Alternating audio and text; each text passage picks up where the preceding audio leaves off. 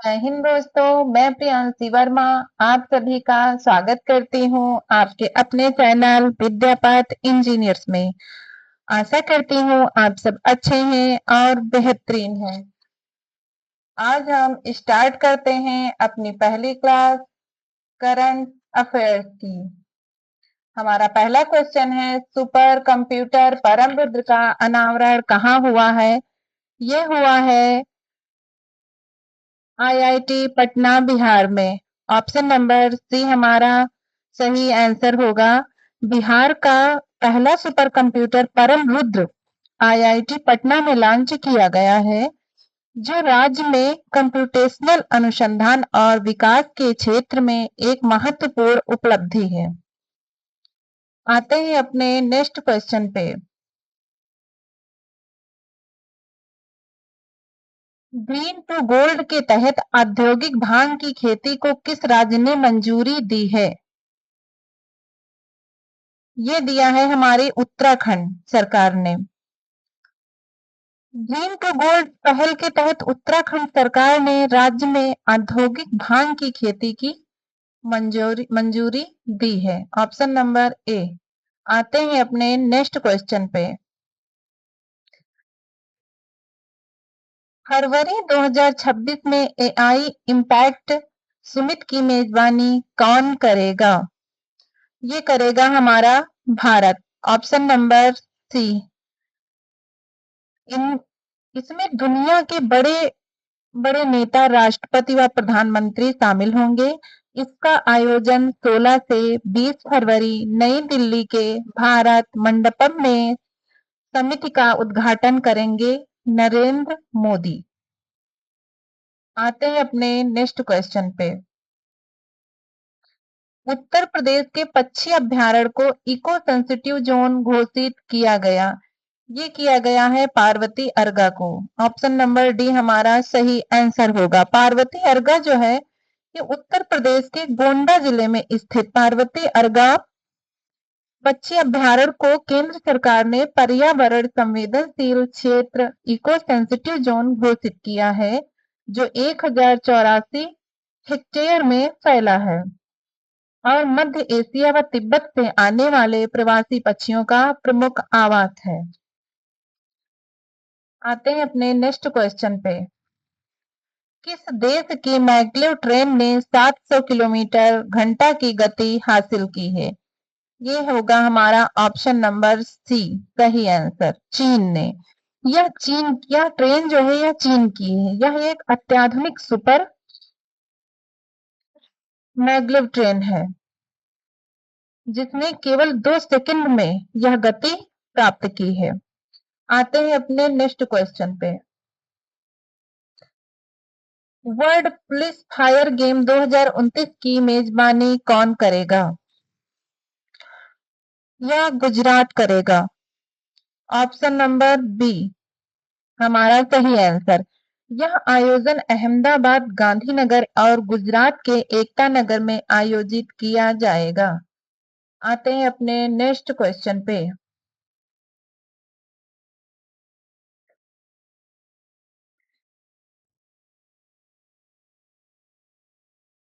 BIS standard IS 1900-445 2025 किससे संबंधित है?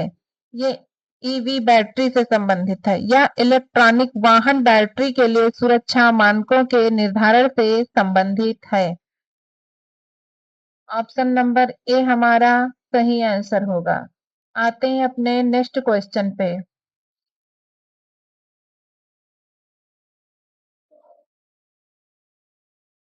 महात्मा वाङ्मय द्वितीय संस्करण का विमोचन किसने किया?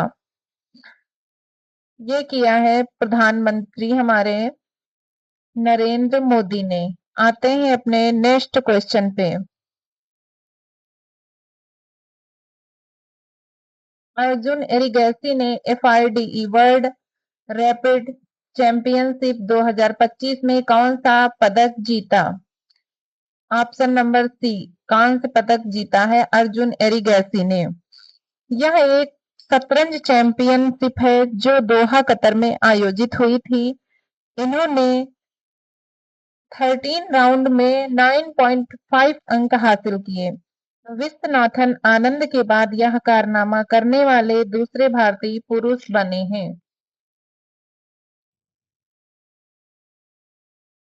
आते हैं अपने नेक्स्ट क्वेश्चन पे।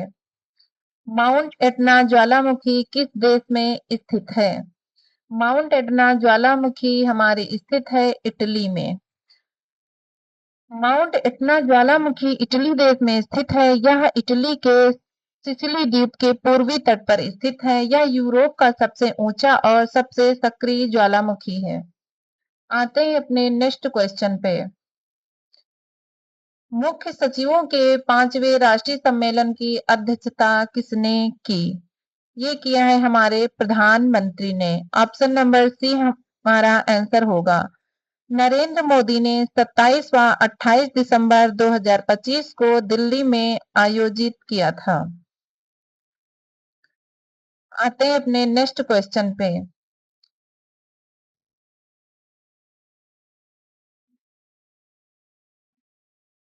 RPREX 2025 अभ्यास कहाँ आयोजित हुआ? ये में आयोजित हुआ है। ऑप्शन नंबर सी मुंबई तट के पास आयोजित किया गया है। ये इसका उद्देश्य समुद्र में तेल रिसाव के लिए त्वरित, समन्वित और प्रभावी प्रतिक्रिया सुनिश्चित करना है। आते हैं अपने नेक्स्ट क्वेश्चन पे। भारत का पहला स्वदेशी एमआरआई स्कैनर किसने बनाया? ये बनाया है वाक्सेल ग्रिड्स ने। ऑप्शन नंबर सी हमारा आंसर होगा। इसके संस्थापक अर्जुन अरुणाचलम है। यह जोहो द्वारा समर्पित है और भारत में निर्मित है। इसकी विशेषता है कि यह स्वदेशी तकनीकी से लैस है और विदेशी मशीनों की तुलना में 40% तक सस्ता है। आते हैं अपने नेक्स्ट क्वेश्चन पे। 33 वर्ष बाद किस राज्य को टाइगर स्टेट घोषित किया गया? तो ये होगा हमारा गुजरात। ऑप्शन नंबर सी। यह 33 वर्ष बाद गुजरात को फिर से टाइगर स्टेट घोषित किया गया है। गुजरात ने 1992 में अपना टाइगर स्टेट का दर्जा खो दिया था क्योंकि यहाँ बाघों की कोई स्थिर आबादी नहीं बची थी। आते हैं अपने नेक्स्ट क्वेश्चन पे।